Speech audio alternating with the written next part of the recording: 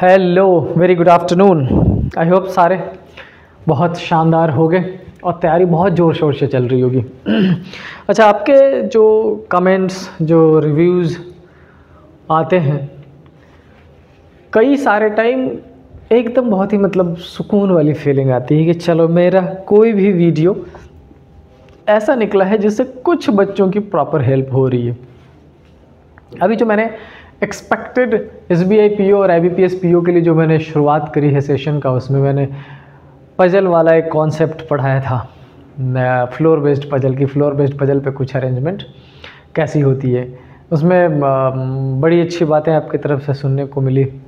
मैं क्या चाहता हूँ और उस जोन में मैं क्या सोच रहा होता हूँ वो मैं आपसे पहले शेयर करता हूँ, तब अपन इस पे आएंगे। वो बेसिकली पता है मेरा मेंटल कंडीशन ये रहता है पजल सॉल्व करते हुए कि आप उस वीडियो को इस पैटर्न से ना देखो कि कोई मुझे पढ़ा रहा है।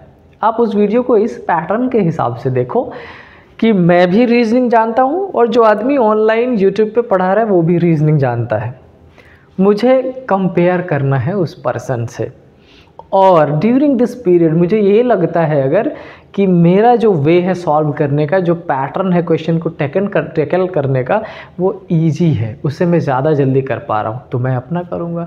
लेकिन अगर मुझे ये लगता है कि सामने वाला जो पढ़ा रहा है, जो पैटर्न बता रहा है वो थोड़ा डिफरेंट है, थोड़ा ईजी है, थोड़ा सा कम टाइम लगेगा पेपर में हमें, तो क्यों ना उसको फॉलो कर लें। और यही चीज़ें मेरे को सुनने को मिली। So it was good experience कि चलो कहीं तो हेल्पफुल हो रहा हूँ मैं उम्मीद करता हूँ कि आगे आने वाले जो भी एक्सपेक्टेड हैं, हमारे अभी तक 3-4 ही हुए हैं, ये 5th वीडियोज़ है। और मेरी कोशिश ये रहेगी कि SBI PO के प्री के एग्जामिनेशन से पहले, IBPS PO के प्री एग्जामिनेशन से पहले, प्री के जितने भी एक्सपेक्टेड पैटर्न है वो मैं सारा ही चैप्टर वाइज आपको करा दूँ, और तब अपन मेंस की तरफ बढ़ेंगे। डन। तो अच्छा लगता है, बस ये मैं चाह रहा था कि आपसे शेयर करूं, और उम्मीद करता हूं मैं कि आप भी कोई भी ऐसी चीज़ें होंगी जो आपको थोड़ी सी ठीक लगेंगी, थोड़ी सी ख़राब लगेंगी, उसको हमसे शेयर करेंगे। डन। आते हैं, देखो ब्लड रिलेशन की अगर बात करें तो ये एक ऐसा टॉपिक रहा है जो न केवल प्री में बल्कि मेंस में भी आपके लिए आता रहेगा। बैंकिंग के जितने भी एग्जामिनेशन की बात कर लो, सब में आएगा। अच्छा, कई सारे टाइम ये क्वेश्चन थोड़े से इजी रहते हैं, कई सारे टाइम थोड़ा सा ट्रिकी हो जाता है। ट्रिकी तब होने लग जाता है जब ये पैसेज बेस्ड आ जाता है। पैसेज का मतलब जब वहाँ पे मेंशन हुआ है there are 8 person in a family, 3 generations, 2 married couples and इस तरीके की चीज़ें दी जाती है, तब थोड़ा सा लगता है कि हाँ यार थोड़ा टाइम कंज्यूमिंग। ईजी होता है, मुश्किल नहीं है, लेकिन जब एग्जामिनेशन के दौरान टाइम का प्रेशर आपके ऊपर होता है तो ये टफ लगने लग जाता है, और उसी टफ सिचुएशन को सिंपल बनाने की कोशिश मेरी रहती है आपके साथ। चलते करते हैं इस पैटर्न को सॉल्व। सिटिंग अरेंजमेंट के साथ जब ब्लड रिलेशन को मर्ज कर दिया जाता है, कई बार डेडली कॉम्बिनेशन हो जाता है। ऑल्दो प्री में नहीं देखा गया है, लेकिन मेंस में बार बार आता रहा है। लेकिन अभी चूंकि आज मैं प्री वाला पैटर्न कर रहा हूँ, तो प्री वाला सॉल्यूशन ही करेंगे और देखते हैं सबसे फर्स्ट क्वेश्चन के साथ फर्स्ट क्वेश्चन में क्या लिखा गया है। देखो, सबसे पहले तो आते हैं क्वेश्चन पे। क्वेश्चन में क्या है? क्वेश्चन में लिखा है a family consist of 7 members. अच्छा, ये जो क्वेश्चन मैंने लिए है ये SBI PO में ही प्री में पूछा गया क्वेश्चन है। कितने मेंबर्स है? A person consist of 7 members and 2 married couple. यहाँ पे 2 बड़ी ही इंपॉर्टेंट इन्फॉर्मेशन दे दी। इसका अभी तो कुछ खास यूज आप नहीं कर पाएंगे, लेकिन इसका बेसिक यूज तब होता है जब स्ट्रक्चर्स 2-3 अलग अलग अजम्पशन बने हुए होते हैं और उनको अपन मर्ज करने की कोशिश कर रहे होते हैं। तो जब मर्जिंग की कंडीशन होती है उस टाइम पे इसका यूज होता है। क्या लिखा है? M is the mother of T। अब अगर M is the mother of T की कंडीशन मैं बना के देखूं तो ये जो M है ये मदर है किसकी? T की। और आपको ये पता है कि ये जो सर्कल मैं यूज करता हूँ, सर्कल किसके लिए? फीमेल के लिए, और स्क्वायर किसके लिए? मेल के लिए यूज करता हूँ मैं। तो M is the mother of T। अब यहाँ पर एक स्टेटमेंट दे दिया हु इज। ये हु किसको रिप्रेजेंट कर रहा है? लेट मी टेल यू, अगर किसी भी पर्टिकुलर स्टेटमेंट में 2 पर्सन दिया गया हो और उस 2 पर्सन के लास्ट में WH वर्ड्स यूज किया जाता हो, तो वो जो WH वर्ड्स होता है वो हमेशा सेकंड पर्सन के लिए होता है। बच्चे बड़े कंफ्यूज हो जाते हैं। लेकिन अगर किसी पर्टिकुलर क्वेश्चन में फिर से 2 पर्सन मेंशन हो और उसमें एंड यूज किया गया हो, बट यूज किया गया हो, कॉमा यूज किया गया हो, तो वो किसके लिए हो जाता है? फर्स्ट पर्सन के लिए। तो यहाँ पर इस M और T में ये जो हु की इंफॉर्मेशन आगे दी गई है वो किसको रिप्रेजेंट करेगा? T को। तो बेसिकली क्या कह रहा है, T is the father of O. ये जो टी है हमारा, ये टी फादर है किसका, ओ का। अब देखो यहीं पे 3 जनरेशन्स तो आपके बन गए, 3 मेंबर्स भी आ गए, प्रोबेबली मैरिड कपल्स जल्दी मिल जाएंगे। आगे चलते हैं, आगे क्या लिखा है, T is the spouse of L. अब सुनो, टी मेल भी पता चल चुका है और ये स्पाउस है, और स्पाउस का मतलब आई होप आपको पता होगा हस्बैंड एंड वाइफ। डन। अब देखो यहाँ पर मैंने ये भी पुट कर दिया, तो मैं जब कभी इक्वल साइन पुट करता हूँ किसी 2 कन्फिग्रेशन के बीच में, मैं उसको हमेशा spouse, it means husband and wife बना रहा होता हूँ। और अगर सिंगल लाइन का यूज़ करते हैं तो किसका, सिबलिंग्स का। Done. N is the niece of V. अब यहाँ पे समझो, नीस जो रिलेशन होता है बेसिकली भांजी जिसको बोलते हैं या भतीजी, मतलब डॉटर ऑफ ब्रदर और डॉटर ऑफ सिस्टर, ये दोनों में से कोई भी होगा उसको हम क्या बोलेंगे, नीस।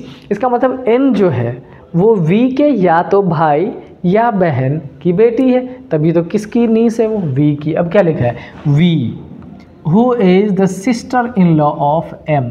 अच्छा, ये जो वी है वो सिस्टर इन लॉ है एम की। इसका मतलब क्या हो गया कि इस एम की अपन किसी न किसी से शादी कराएंगे और उससे रिलेटेड यहाँ पर पुट करेंगे किसको, वी को। और अब आपको बड़ी आसानी से पता चल जाएगा कि इस एम की सिस्टर इन लॉ हमने बना दिया। इसका मतलब अगर इस एम और उसके जो स्पाउस है उसके नीचे हम किसको पुट कर दें, N is the niece. N को अगर इसका सिबलिंग बना दे तो वो उसका नीस बन जाएगा, इसके भाई की बेटी। बट आगे चेक कर लेते हैं, M again, M who does not have siblings. अच्छा, एम के पास कोई सिबलिंग्स नहीं है। ये देखो, ये कॉन्ट्राडिक्शन को क्लियर करने की कोशिश की गई है। एम के पास सिबलिंग्स नहीं है, जैसे लिखा है ना कि M is the sister in law of V, तो एक दूसरा ऑप्शन हो सकता था कि एम का भाई होता, उस भाई की शादी कराते वी से, तो एम और वी सिबलिंग्स, वो सिस्टर इन लॉ हो जाती, और उस कंडीशन में एम उसकी वी उसकी ननद बन जाती। डन। लेकिन क्लियर बोल दिया है कि एम का कोई सिबलिंग्स नहीं है, इसका मतलब हमें उस डायरेक्शन पे जाना ही नहीं है, हमें इसका एम का हस्बैंड बना देना और उस हस्बैंड की सिस्टर बना देना है वी को। इसका मतलब एक चीज़ और क्लियर हो गया कि ये जो वहाँ मेंशन किया ना, N is niece of V, इसका मतलब हो गया कि ये पोजीशन यहीं पर आने वाला है। क्या एन नीस हो गई वी की? हाँ, हो गई ना। वी के ब्रदर की डॉटर और किसी के भाई की बेटी क्या लगती है, भतीजी। इंग्लिश में क्या बोलते हैं, नीस। चलो आगे क्या लिखा है, who doesn't have siblings. X is a male member of the family. अच्छा, out of these 7 members X एक पर्सन बच गया, कम, तो X is a male member, हम यहाँ पर एक्स को पुट कर देंगे। कितने हो गए, 1 2 3 4 5 6 एंड 7। ये जो ओ है, ओ का जेंडर क्लियर नहीं गिवन है, तो हम देखेंगे क्वेश्चन पे बेस्ड कि क्वेश्चन में क्या इंफॉर्मेशन मिलता है। क्वेश्चन में क्या मेंशन है, how is O related to X. अच्छा, एकदम सिंपल पैटर्न से देखो, अगर ओ मेल होगा तो ये 3rd जनरेशन में मतलब ग्रैंडसन हो जाएगा, और अगर ओ फीमेल होगी तो 3rd जनरेशन में मतलब ग्रैंड डॉटर। क्या ऑप्शन में ग्रैंडसन और ग्रैंड डॉटर दोनों गिवन है? यस। तो हमारा जो करेक्ट आंसर होगा वो कौन सा हो जाएगा, इधर ए और बी। डन। बहुत ही सिंप्लीफाइड वे में क्वेश्चन का पैटर्न भी और उसी सिंपल वे में अपन क्वेश्चन का सॉल्यूशन भी कर सकते हैं, और ये state bank of India PO के प्रीवियस ईयर में से लिया गया क्वेश्चन है। इस पूरे क्वेश्चन को देखो, ये मेरा मेन जो मकसद है वो क्वेश्चन का सॉल्यूशन कराना नहीं है। द इम्पॉर्टेंट थिंग इज कि इस पर्टिकुलर क्वेश्चन में एक लाइन जो गिवन है वो कहाँ गिवन है, M who does not have siblings. ये एक ऐसा पॉइंट है, एक ऐसा स्टेटमेंट है जो सारी चीज़ों को क्लियर कर देता है स्ट्रक्चर फ्रेम करने में। समझ आई बात? चलिए एक और क्वेश्चन लेके आया हूँ मैं, एक और क्वेश्चन मैं सॉल्व कराऊंगा, उसके बाद अपन मेन क्लास पे आ जाएंगे। इस क्वेश्चन में ध्यान से देखो, कितने पर्सन्स हैं, कितने जनरेशन्स हैं, क्या पूछ रहा है और हमें क्या करने की ज़रूरत है। क्या लिखा है, गिवन बिलो अगेन 7 पर्सन, फिर से कितने पर्सन हैं, 7 पर्सन। नेम गिवन है, are from the same family with 3 generations. वहाँ पे 2 मैरिड कपल गिवन था, यहाँ पे क्या गिवन है, 3 जनरेशन्स गिवन है। लिखा क्या है, W is the only daughter of L। चलो L एक पर्सन ले लिया और इसकी एकमात्र डॉटर किसको बना दिया, W को। हु इज़, ये हु किसके लिए, W या L। Now you are well aware about कि ये L के लिए हुए। L is the mother in law of J।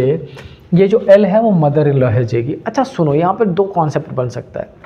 Mother in law का बेसिक मतलब क्या हो जाता है कि या तो उसके बेटे की किसी से शादी हुई होगी तब मदर इन लॉ, या उसके बेटी की किसी से शादी हुई होगी तब मदर इन लॉ। एक ऑप्शन बन सकता है कि अगर ये जो कौन है एल जो है is mother in law of J, तो क्या मैं यहाँ पर जे की शादी अगर ऐसा करा दूँ तो क्या ये एल मदर इन लॉ बन जाएगी जे की?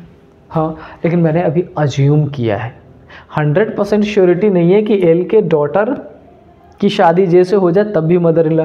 ये भी हो सकता है कि एल का दूसरा कोई सन या डॉटर हो और उससे शादी हुई है जे की। लेकिन चूंकि जो प्रेजेंट इन्फॉर्मेशन है उस बेसिस पे मैंने फिलहाल इसको सेटल डाउन करने की कोशिश की है। क्या लिखा है? Both J and W R of same gender. इसका मतलब क्या हो गया कि हमने जो ये कॉन्फ़िगरेशन बनाया है ना, ये हो गया गलत। क्यों? क्योंकि जे और डब्ल्यू अगर सेम जेंडर का है तो इसका मतलब ये कि डब्ल्यू पहले से लेडी है, ये तो अपने को पता है। अगर जे को लेडी बना दे तो क्या ये साइन कर पाओगे? क्या आप दो फीमेल के बीच में ये वाला पैटर्न पुट कर सकते हो? आप कहोगे नहीं सर, ये तो मैटर जो मैरिज है, हाँ सुप्रीम कोर्ट ने लीगल कर दिया है उसको, लेकिन फ़िलहाल अपन एक्सेप्ट नहीं करते हैं। तो मतलब दोनों को अगर फीमेल, इसको भी फीमेल में बना दो तो आप फ़िलहाल कंसीडर नहीं करोगे। इसका मतलब हमें कुछ दूसरा सोचने की ज़रूरत होगी। तो चलो दूसरा सोच लेते हैं। कब? ओह शिट, कोई बात नहीं, दूसरा सोच लेते हैं। पहले लाइन में क्या लिखा था? W is the only daughter of L। इस L की ओनली डॉटर हमने किसको बना दिया? W को बना दिया। देन और L के बारे में लिखा क्या? Who is the mother in law of J। अब हमने J और W की शादी कराई तो वो मना कर दिया, ये ओनली डॉटर है। इसका मतलब इस W का एक हमें ब्रदर बनाना पड़ेगा और उसकी शादी किससे करानी पड़ेगी? J से। और अब अगर आप देखोगे तो J डॉटर इन लॉ हो गई एल की और एल मदर इन लॉ हो गई किसकी? जे की। और ये जो लाइन लिखा गया है both J and W R of same gender, हमने उसको भी जस्टिफाई कर दिया। देन नेक्स्ट क्या लिखा है? N is the son in law of V and father of X. इस पर्टिकुलर कन्फिग्रेशन में हमें पुट करना है क्या कि ये जो एन है ये फादर है किसका? एक्स का। यहाँ पे एक लाइन बहुत इंपॉर्टेंट है, ध्यान से देखो क्या लिखा है? N is the son in law of V and father of X. और मैंने अभी भी बताया था कि किसी पर्टिकुलर सेगमेंट में if there are two person and after second person if and और but is used then this and और but will refer to this first person every time. और अगर WH वर्ड यूज किया जाता तो किसको represent करता है? सेकंड पर्सन को। तो क्या बोला? N is the father of X. और एन के बारे में एक और इन्फॉर्मेशन है कि N is the son in law of V. ये जो एन है वो सन इन लॉ है वी का। इसका मतलब इस एन की जिससे शादी हुई होगी उसके पेरेंट में से एक पेरेंट कौन है? वी है। अब ये एक कन्फिग्रेशन और ये दूसरा कन्फिग्रेशन, और इस दोनों को क्या करना है? मर्ज करना है। क्या लिखा है? T is the paternal grandfather of x. Paternal grandfather of x का मतलब ये है कि टी यहाँ पर आएगा। पैटर्नल का मतलब होता है फादर के साइड का, मैटर्नल का मतलब मदर के साइड का। तो हमने एक्स का पैटर्नल मतलब टी की पोजीशन वहाँ पुट कर दी। आगे क्या लिखा है? X who is the grandson of V. और ये जो एक्स है ये ग्रैंड सन है किसका? वी का, ऑफ कोर्स। तो एक्स का जेंडर बता दिया गया है। डन। क्या लिखा है? J is not the spouse of X. अब कह रहा है कि ये जो जे है ना वो एक्स का स्पाउस नहीं है, तो हमें इस कन्फिग्रेशन में जे की शादी किससे करानी पड़ेगी? तो कन्फिग्रेशन सेटल डाउन हो जाएगा। अब देखो आप बड़े ध्यान से इसको,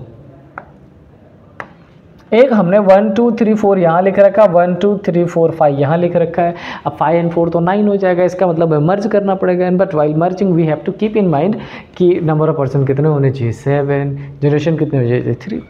अच्छा एक बात बताओ, क्या इस मर्जर के रिस्पेक्ट में क्या हम इस n की पोजीशन यहाँ पुट कर सकते हैं? अच्छा n अगर वहाँ पुट करेंगे तो n के जो फादर है, n का फादर कौन हो जाएगा?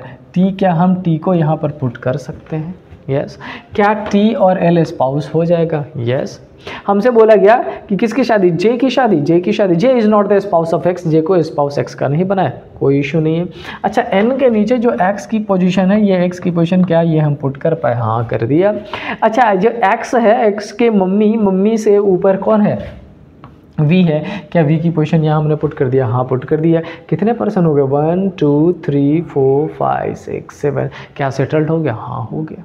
तो सुनो, ब्लड रिलेशन के क्वेश्चन में कई सारे टाइम स्टेटमेंट इस पैटर्न पे गिवन होगा कि कनेक्टिविटी डायरेक्ट मिल जाती है, कई बार कनेक्टिविटी आपको नहीं मिलेगी। जिस पर्टिकुलर पॉइंट ऑफ टाइम पे कनेक्टिविटी नहीं मिलती हो वहाँ थोड़ा सा पेशेंस रखने की ज़रूरत होती है। कैसा? स्ट्रक्चर जैसा बन रहा है सेपरेट उसको बनाइए और एंड में मर्ज करने की ज़रूरत है। अगर मर्ज कर लिया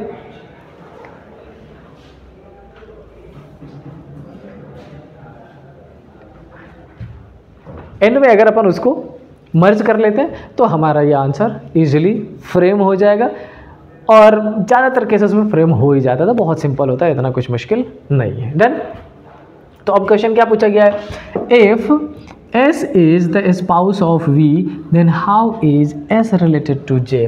क्या बोला है? अगर S स्पाउस है V का, हमने S की पोजीशन यहाँ पर पुट कर दिया, then how S is related to J। अच्छा एक बात बताओ, क्या V और S का जेंडर क्लियर है? आप कहोगे सर आंसर सर नहीं, ना तो V का जेंडर पता ना S का, स्पाउस पता है। हो सकता है कि वो हस्बैंड एंड वाइफ हो, V husband S wife, S husband V wife, लेकिन 100% डिटरमाइन तो नहीं कर सकते ना, नहीं कर सकते। तो आंसर आप क्या करने वाले हो? Can not be determined.